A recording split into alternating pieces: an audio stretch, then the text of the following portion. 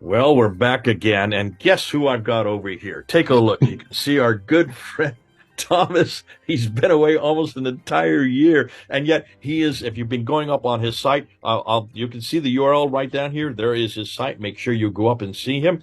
Thomas has been working lickety-split, unpacking an awful lot of what's coming out of the Inada school. In fact, Thomas, it was because of you that I got in touch with Dr. Robert Kerr, and now bringing him on board to actually do an awful lot of, quite a few where they're yet to be put up, interviews. But what's fascinating, Thomas, you're writing a book. I understand you're writing a book actually on the Quran, and you have done either you've done or you are going to do a chapter on Günter Lüling, and you introduced yourself again last week and said, listen, this whole thing that people are having problems with, and the problem with Günter Lüling or any of these scholars like Christoph Luxemburg or Gabriel Salma, what they're doing is they're saying all these things, but no one is able to actually visually see what they're saying because we don't understand Aramaic, and many of us don't read or write Arabic.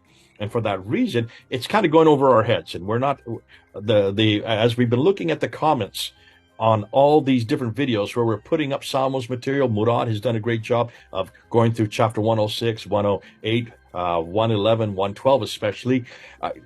Terrific stuff, but where's the Aramaic? What exactly, where's the process of taking it from Aramaic and putting it into Arabic? And what you have suggested is that you're doing that in your book. This is what's going to be published once you get it out into the publishing field. So what you have volunteered to do is today take a bit of that chapter that you put together on Günter Lüling, and you're going to zero in on chapter or Surah 96, a very famous chapter. It's not too big, but it really does include or open up and unpack for us what Günter Lüling is doing, because it's not too long a chapter, yet you'll see his methodology probably better than any other place in this chapter. So you understand this better than anybody. You have been reading it in German. You've been following Günter Lüling. You understand where he's going with it. Thank you for coming on board and doing that for us right now. So over to you, our good friend Thomas. What exactly is Günter Lüling doing? What is he saying? Help us to understand that by using this example, Surah 96. Yeah, exactly. So first of all, what I want to highlight is, I mean, obviously a lot of people ask, where are the examples? You're always telling us about Günter Lüling and what you just said, like Christoph Luxemburg and so on, but we don't see the examples. And the big problem is that on a platform like YouTube or like in a video format, it's very difficult to visualize, right? Because examples typically mean you have to read a lot. And it's also part of the reason why I decided to sort of start writing this book. I mean, it started with actually me doing these videos, right? And I've put together all these references and I've created my notes. And I thought, okay, all I have to do is basically turn my notes in the book. It can't be that hard. Well, it was a bit harder than I initially thought. So I didn't really know what I was getting into there. But after working on it for a while, and yeah, and part of the reason is to make it possible to actually show these examples, which really don't translate well onto a video format. Now, in the case of Günter Lüling, as Jay said, I want to look at Surah 96. That's one of his most famous work on the Quran, and how he reinterpreted it. And this is relatively short, so it can really be shown on one screen, right? So it helps to make it visual, and I'm trying to make it as visual as possible. And well, what Günter Lüling is doing, what he's actually doing is he started with the realization that you can't really trust the diacritics. Before Günter Lüling, most scholars, I mean, not all of them, but most, they sort of took those diacritical marks, those dots and squiggles and lines, they took those sort of as gospel, right? This must be the true reading. There's a long oral tradition. And Günter Lüling really fundamentally challenged that. He didn't just say, well, maybe it's wrong here or there. He says, we can't really trust it at all because it started centuries after the fact. So then he looked, with that in mind, he looked at the Quran and he looked at the rasm form, so just the consonant letters. and he looked at what else could be in there, and what he found are hymns and verse structures of as he argues, a Christian nature. Let me just jump in here and ask a question here. For many of us who are uninitiated, when you're talking about Razm, you're talking about the text, the consonantal text. These are the 14 to 16 letters that existed. These are the same letters. It existed both in Arabic and in Aramaic. Am I correct? Yes. Okay. Yes, That's why you exactly. can find the liaisons. I hope everybody's listening to this. So the same letters that are in Aramaic also exist in Arabic. What changes them are the diacritics. Now, by diacritics, you mean the dots and the vowels. Yes. The 5 dots and the 3 vowels in Arabic, sorry. How many dots and how many vowels were there in Aramaic?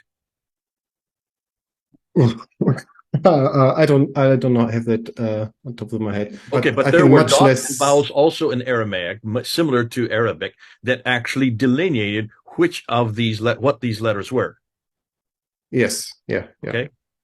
And we've done this before, Thomas. If you look at just one little bowl shape like this, that could be 5 different letters in Arabic. Exactly. You put a na, ta, tha, ba, ya. 5 different letters, depending on where you put those dots.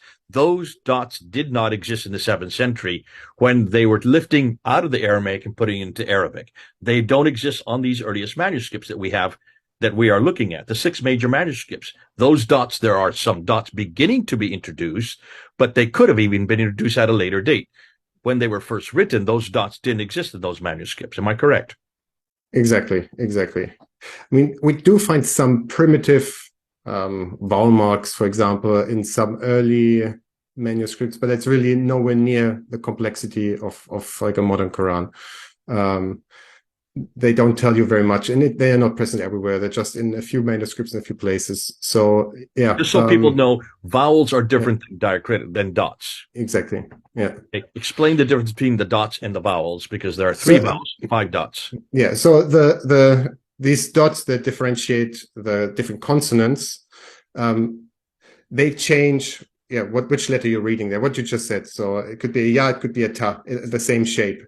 Now, a vowel marking tells you where a vowel would go in a word. So you would never write a vowel in the Semitic languages, not like for example, in English, where you have e or u like as separate letters. These letters don't exist in the Semitic languages. Instead, you have little markings which go below or below or above a consonant, and that's where you then would put in the vowel. Here, I'll put the 3 vowels up right here. Here you can see a slash above is an a slash below is an e. That's a kasra. A little curlicue above is a u. So a, e, u. Those are the 3 vowels, and you can see those did not exist in any of these manuscripts when they were first written in Arabic. Exactly, but there were in some manuscripts there were primitive versions of those, so like some red dots which indicate a vowel goes here, but it doesn't really then specify which one. Or so even with those primitive ones, it's still very much ambiguous. Okay, so Günter Lüling is taking off those dots, taking off those vowels, and replacing them with Aramaic dots and Aramaic vowels. Am I correct? Actually, not necessarily Aramaic. So Günter Lüling actually didn't assume that he was reading Aramaic words. That was then what Christoph Luxemburg also introduced, or before him also Alphonse Mingana. They actually looked for Aramaic words. Lüling assumed he was reading a purely Arabic text, so he didn't actually go that far. He did look for Aramaic cognates, so that is words that sort of sound similar. So if you have 2 related languages like Arabic and Aramaic, they typically evolve uniformly across like all words. So if a sound shifts, let's say from a to u, I don't know if that ever happens, but let's say it happens, and it happens across the board in all words, right? So now a cognate is where you can then apply these systematic changes and then come back to the same root, right? So it started out with the same root, but then it evolved to 2 different directions and became 2 different words. And he looked for that to identify the true meaning by going via the Aramaic. But he wasn't looking specifically for Aramaic words. He was looking for Arabic words that maybe have been lost or forgotten or something. But he viewed them as specifically Aramaic. And then, for instance, later when Christoph Luxemburg came along, he then combined this approach of Lüling and then also added a search for proper Aramaic words in the Quran. So that's something Lüling himself didn't actually do. Okay, that's good that you explained that, because most of us have been saying the other. We've been saying that Lüling started the process. Christoph Luxemburg just built upon what Lüling was saying, but that they were both going back to Aramaic Christian hymns, because that's what he found this poetry were, those Christian hymns. Obviously, you're saying that those Christian hymns were also in Arabic before the earlier Arabic, but the words had changed once they put it in later Arabic.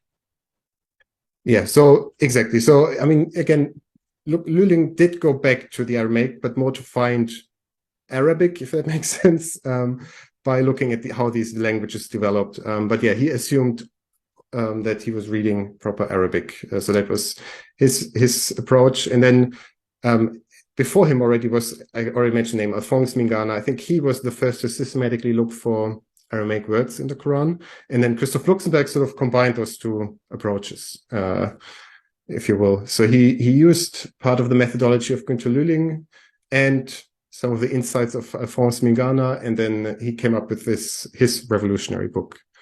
Yeah. So I'm hearing you correcting.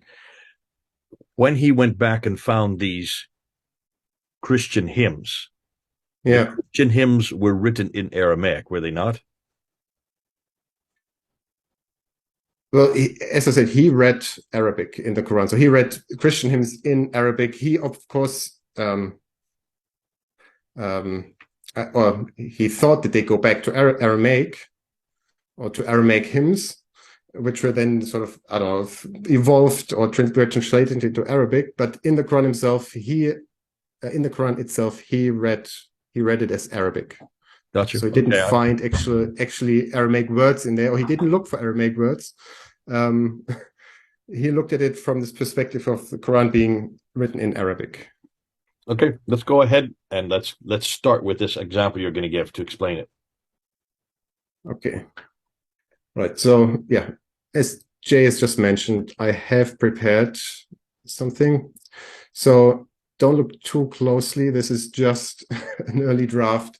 I haven't proofread anything, so there will be some weird phrasings and stuff. I think, Jay, you asked me once regarding the Günter Lüling book if it's just typically for Günter Lüling to write these long and complicated sentences, so if it's a German thing, and I have to tell you it is definitely a German thing. So I tried to stay away from it, but I still haven't, I do need to go over this again, so don't look too closely. The point is now, what did Günter Lüling say?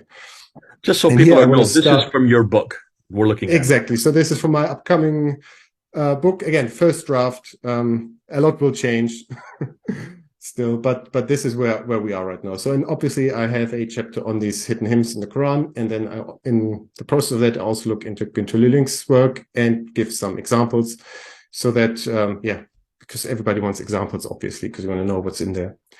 So in this case, I want to start with this word here. So this is found in verse 18 of Surah 96. And I'll just read what I've written here. That's, I guess, the easiest way. So this word is pronounced Zabaniya, and nobody knows what it means. It only occurs this once in all of the Quran. Muslim scholars have long agreed that it's probably the name of a celestial being, but even that doesn't really fit into the context of the surah. That is why in most modern translations of the Quran, Zabaniya is translated as angels of hell, whom God calls upon to push the sinners into the eternal fire. Lüling, on the other hand, doubts this reading and examines other possible diacritics and how they would change the meaning, potentially making this passage clearer to understand. His proposal is the following reading of the same rasm. And now what we can see here, so this is Günter Lüling's proposal, and what we can see is that the consonant structure is exactly the same. Right, so in both instances, what changes are only these squiggles and dots and dashes. But that completely changes the word. Now this reads as Rabbaniya. Lüling looks at the Aramaic Bible that is in use by Christians in the Orient during the Middle Ages. There he finds the following word in Mark 10:51 and John 20:16. So this is the Aramaic word, and this is pronounced as Rabbuni.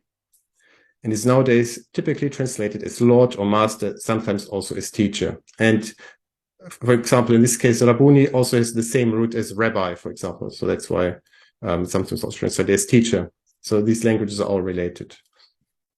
In any case, the Bible clearly refers to Jesus Christ in this instance. Yeah, so I think that's enough for this one. But here we can see like one example of how he works. So he sees this word, doesn't make any sense. It doesn't exist anywhere else in the Quran or the Arabic language. And was just randomly sort of defined, if you will, because the whole context was difficult to understand. So he finds that this same rasm could be translated as Lord or Master or Teacher, which is, when read in the Aramaic sources, clearly a reference to Jesus Christ. So he argues the same is true here. Okay, one other quick example. Now, this is slightly different what he's doing here. So I want to look at this phrase. So this is the beginning of the surah, and it reads, Ikra bismi rabbika. And this is typically understood to mean read in the name of your Lord. But the same phrase occurs many times in the Quran, and in all the other instances, it's not understood as read in the name of your Lord. But rather it's understood as praise the name of your Lord, or as Günter Lüling will argue, it's meant to mean invoke the name of your Lord. Here, if you see with this Rabbika, again, the same root as Rabbuni in Aramaic, or rabbi. So this is here correctly translated as your Lord by the Arabs, whereas before it wasn't. And here his approach is just look at where else does this occur in the Quran. Is it translated in the same way? No, it's not. Here it's special. Okay, so probably it was reinterpreted by the initial Quranic exegetes, if you will, because they needed to make sense of this passage, which otherwise wouldn't have made sense. And so now I want to just go straight into the complete Surah 96. So here we have it. Let me try to zoom in a little bit.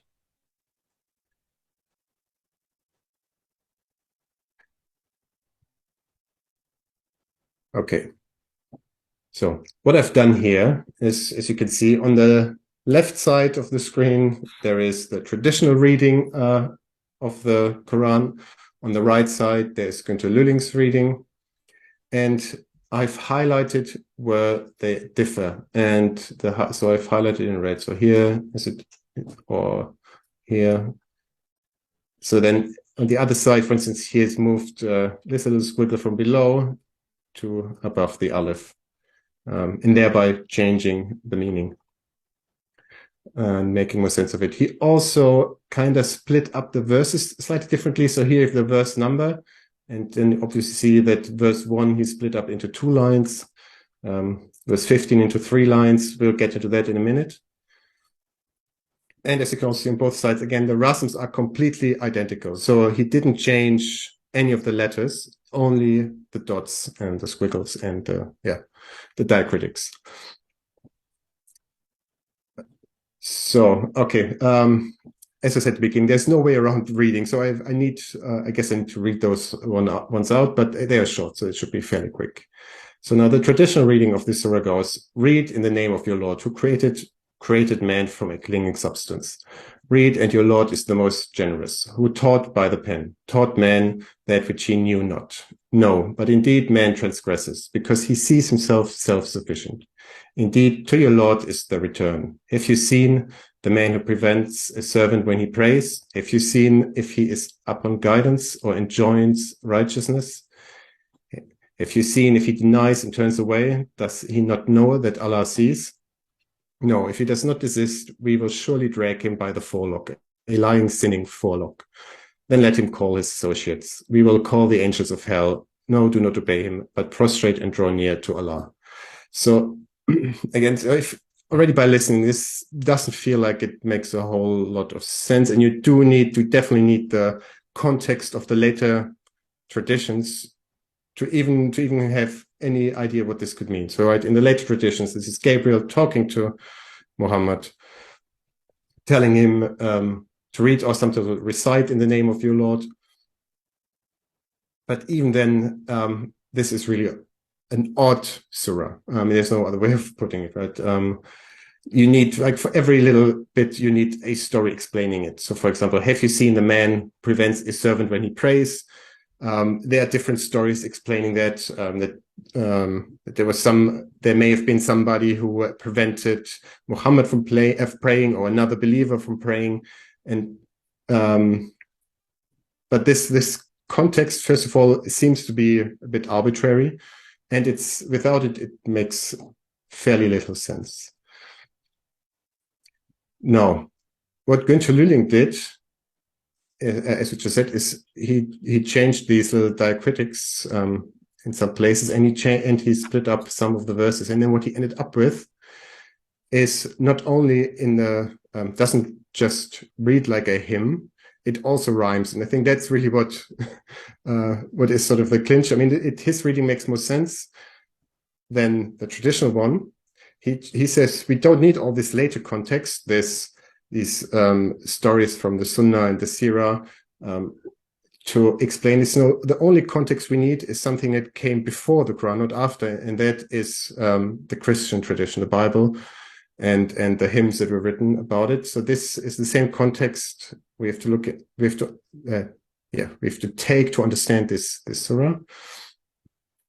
And then we have this, and then we see this beautiful hymn. And he did it without changing the rhythm. He found rhymes in it, and not only did it rhyme, he has these 3-line verses, and constantly throughout the whole surah, there are 3-line verses, and they're all the words at the end they rhyme, like for all the 3 lines. So this can't be a coincidence.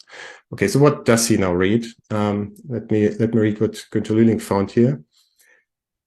Invoke in the name of your Lord, who created man from clay.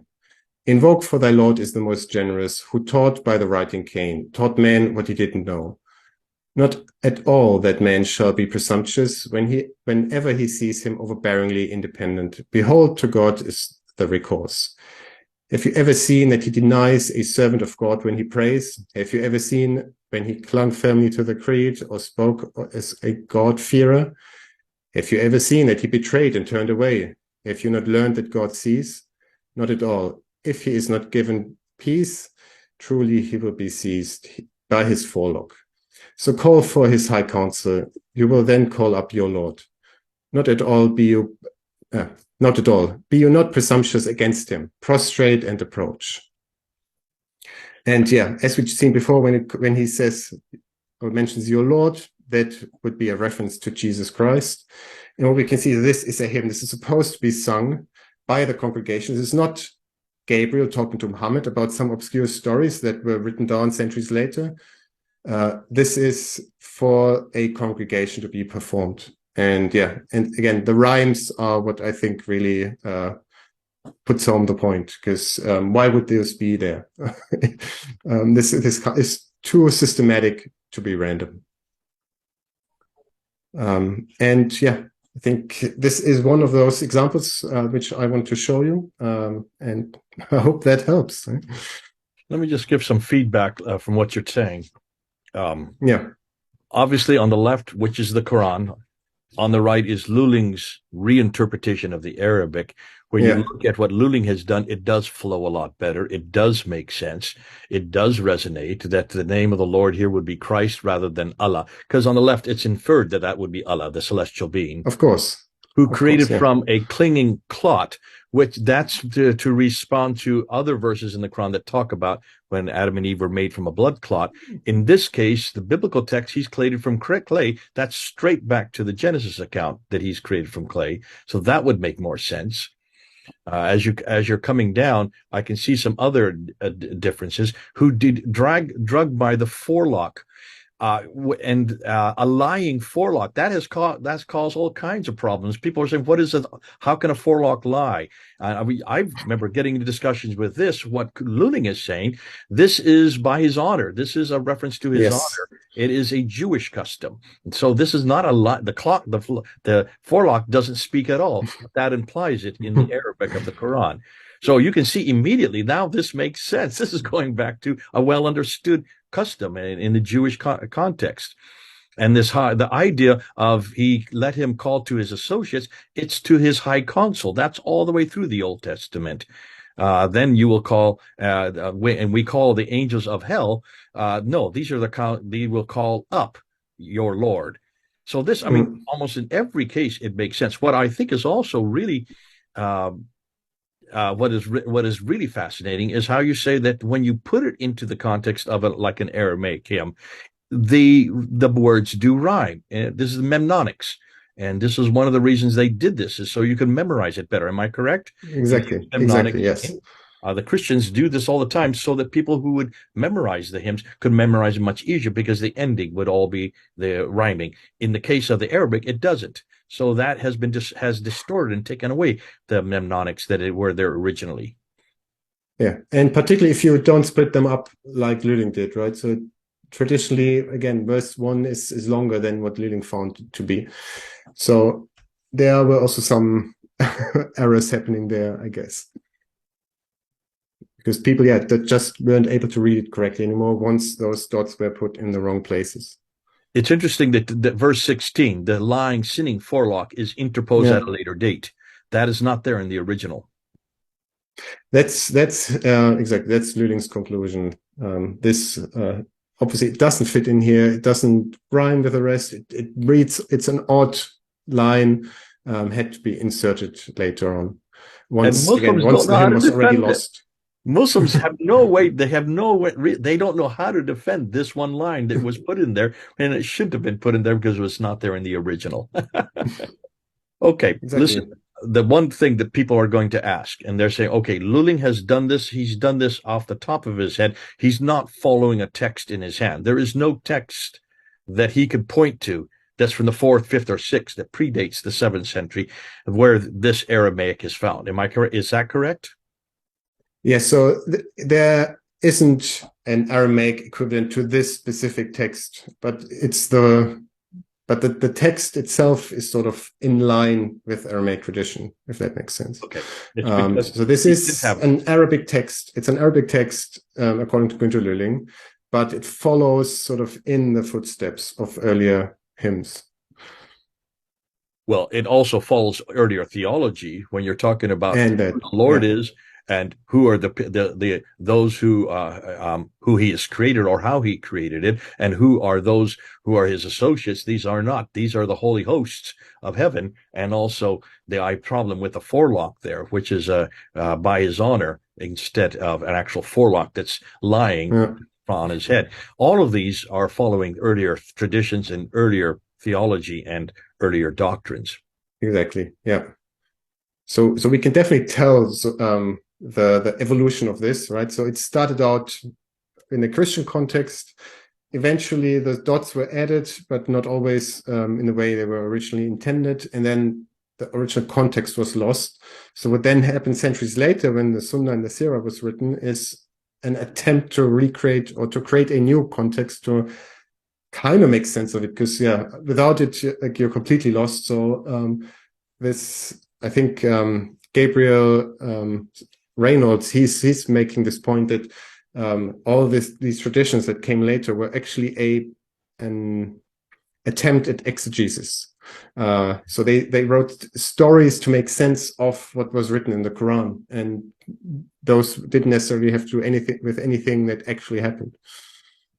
Now, let me just put one other to support this. The read in the name of your Lord, read again the second time. This is Gabriel in the Hira cave, is it not? Where he says to Muhammad, read. There's the story that imposes that, that this is referring to. Yeah, exactly.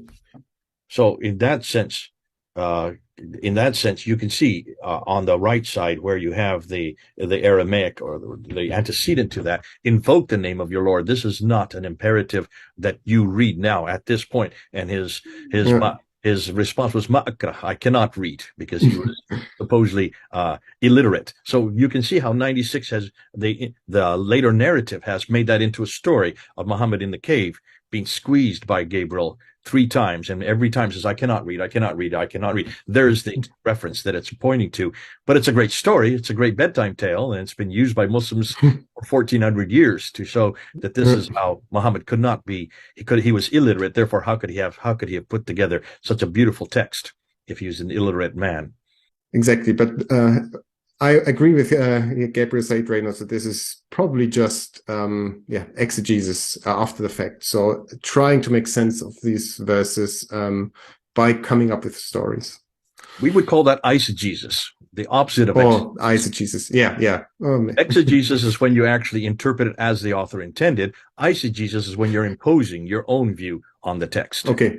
Yeah, makes sense. So it's an attempt at exegesis, let's put it that way, maybe not successfully.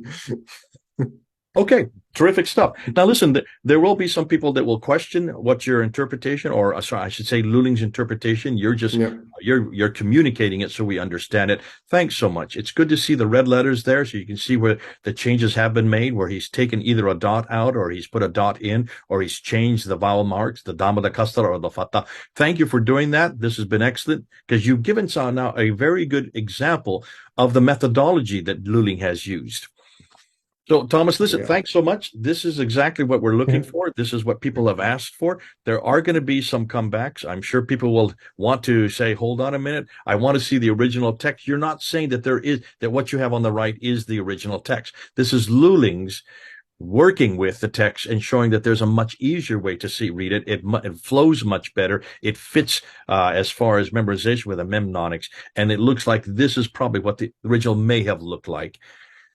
He's not even saying that this is Aramaic, but it looks like this would be Aramaic. We're going to see this later in another video that we're coming up with and looking at two examples that Guillaume D uses, looking at Surah 23 and Surah 70, where he not only takes the dots and the vowels out and replaces it with Aramaic dots and vowels. As Guillaume D is this French scholar, he shows you that that the original is actually a poem from St. Ephrem from the 4th century. So he'll actually take you back to the original poem. So that is a case where it has been plagiarized, except for 2 verses that have been interposed that absolutely adulterate the text. I would even use the word bastardize the text, but my wife doesn't like me to use that. So I'll stay with adulteration. She's not in the room now, so I can get away with it. Because you can see it absolutely destroys the context of one word called chastity. And what it does to the word chastity is just horrendous. But anyways, that's yet to come. Thanks so much, Alexander. Thomas. This is exactly what we need. You've been a real help with us. You've come and you've really unblocked an awful lot of what the Germans are doing. Günter Lüling is way ahead of the game, writing this and putting this together back in the 1970s. Here we are 50 years later, finally understanding it and looking at it in an English context. You've done us a great favor. Any last thing you want to say before we end off this episode? Not really, no. I mean, the thing is, you have to, if you want to really go into the details of it, you just have to read those books they're written. And I think, Jay, you've done a great job in your last video where you showed which verses in the Quran Lüling tackles. Obviously, this can't be all done in one video, but I hope this example gives a good taste of what's going on there. And for those who want to get it, here are the 2 books. This is the older one. The yellow one is the older one. There are still a few copies of it. Here is the new edition, and it's because of us that the publisher in Delhi has now reprinted just this year. This has just come out just a few months ago because they're running out of copies. They have no more because we have done such a good job, or you have done such a good job buying his book. Now, go and get this one because we want to make this a run for his money. We want as many of you to get it in your libraries. And of course, people like Thomas, Dr. Robert Kerr will be unpacking it as we see more examples of it. There's an awful lot yet to be done. But it's terrific that we're actually unpacking the Quran, taking it back to its original roots, finding that much of the Quran has been borrowed from these Christian texts. And isn't it interesting that this one here, Surah 96, is all about Jesus? Comes back to Jesus, doesn't it?